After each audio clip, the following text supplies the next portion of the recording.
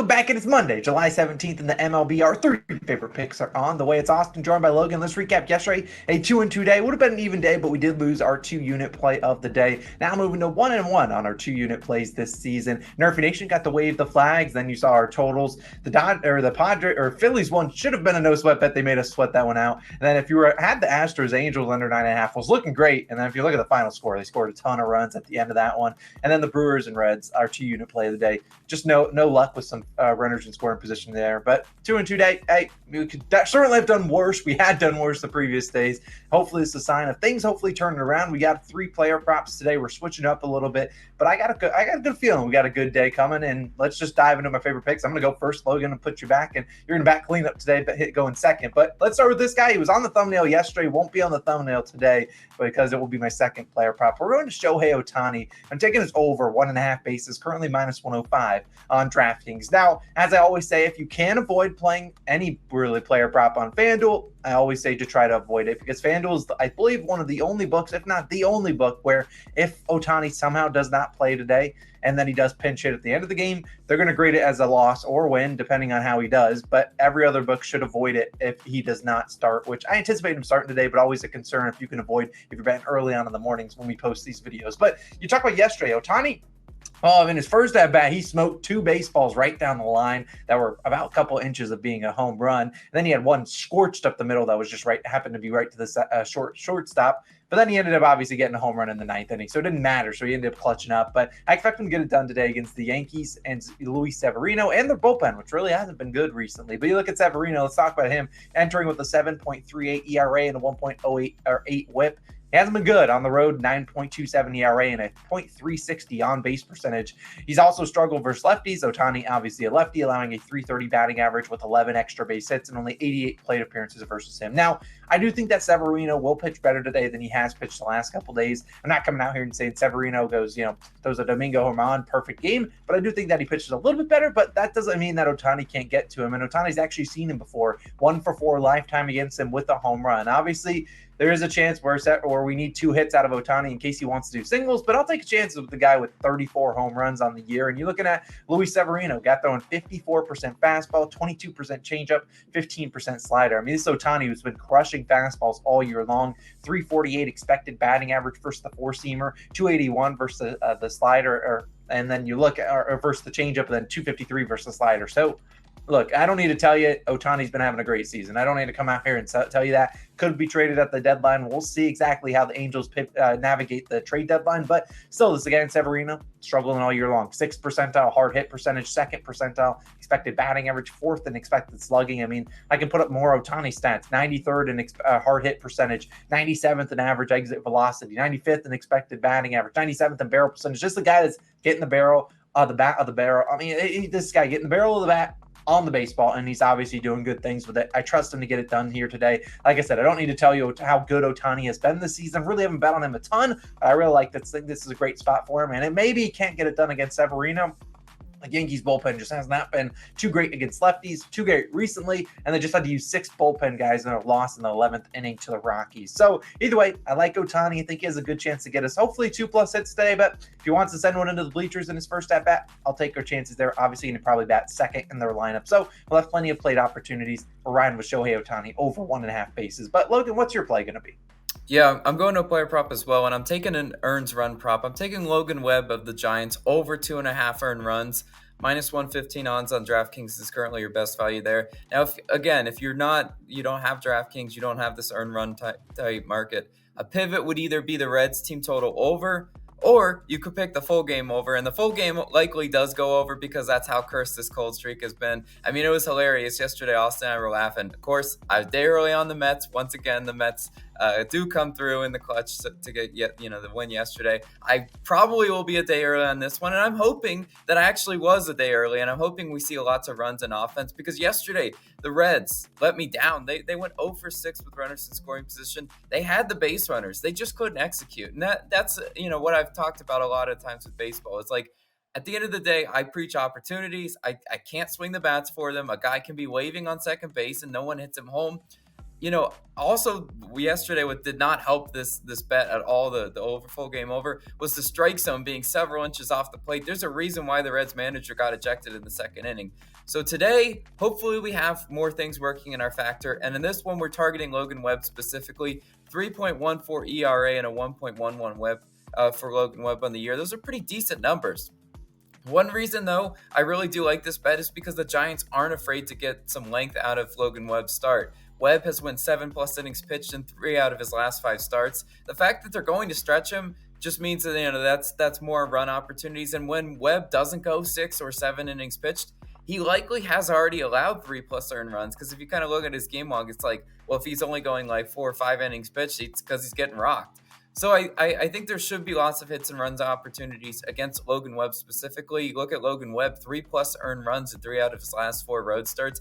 He's a lot different pitcher, home road splits, and I think we're going to get him in a vulnerable opportunity today at Great American Ballpark. When a ground ball pitcher like Logan Webb gets hit hard, there's extra base hit opportunities. Webb is 9th percentile in hard hit percentage. I'm telling you, when he does not have the ground ball working, it's the most dangerous thing for sort of a pitch to contact pitcher not to be having their ground balls working, because then boom, it's getting sent out of the stadium. Webb uses his sinker, changeup, and slider. Those are the 3-pitch mix that he's primarily going to use. I pulled a couple of the Reds hitters, to kind of see how they do against those. The guys that we think, should be crucial today. De La Cruz hitting 364, 276, and 333 against those pitches. McLean, 328, 90.91, and 370 against those pitches. So you look at those two guys. Ellie De La Cruz, there was an APB out for him yesterday. He did nothing. Did nothing for us yesterday, and he bats in too important of a position for him to not be able to get any production.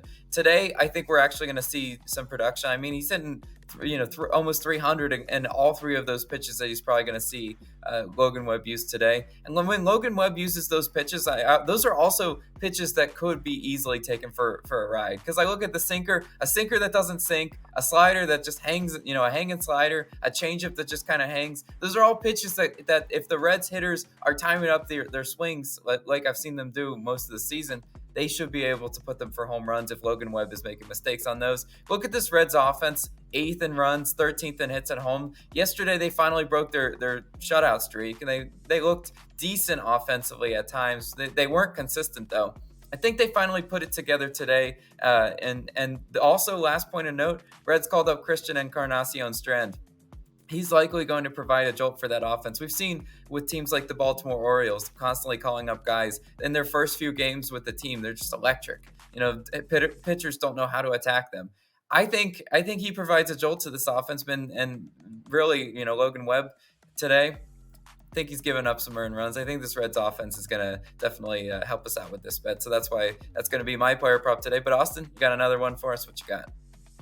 Yeah, hopefully the Reds, we were a day early and they come out and just are scorching the baseball. Like I talked about, that CES, Christian Encarnacion Strand, has been really crushing the baseball in AAA. So hopefully he continues to crush it. But we need another guy to crush the baseball. And I'm going to player props because I'm tired of counting on everyone to do their jobs. I just can't, I can't seem to get everyone to, hit or not hit. So we're just going to one guy, and we're going to the Dodgers-Orioles game. We're going to Mookie Betts. He's going to be the guy on the thumbnail, over 1.5 bases as well, -115 on DraftKings. Very similar to the Shohei Ohtani bet. We're counting on Mookie to get two bases. Now that could come via 2 hits, could come via a home run, a double, a triple. I don't care how he gets it done. We need Mookie to get 2 bases. And if you've never bet a base prop, it only counts bases as he hits them. Walks don't count. Hit by pitch don't count. It is sometimes, frustrating when you bet a guy to get bases and they maybe get walked or get hit by a pitch. But I'm trusting Mookie to get it done today. And as I always say, try not to bet this on FanDuel if you can, just because if they, obviously I've already said it, sound like a broke record if he does not play. But by pinch hits, FanDuel's going to give you a loss for that one unless Mookie,